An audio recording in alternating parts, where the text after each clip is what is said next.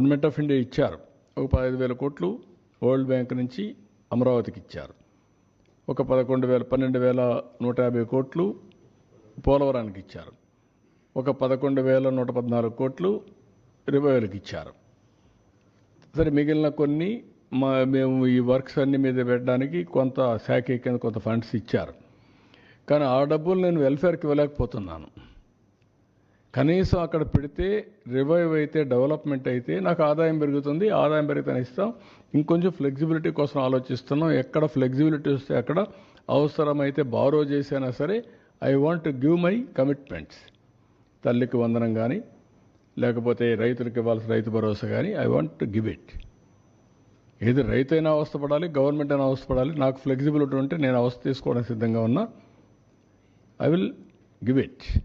ఆ ప్రయత్నంలోనే అనునిత్యం ఉన్నాం.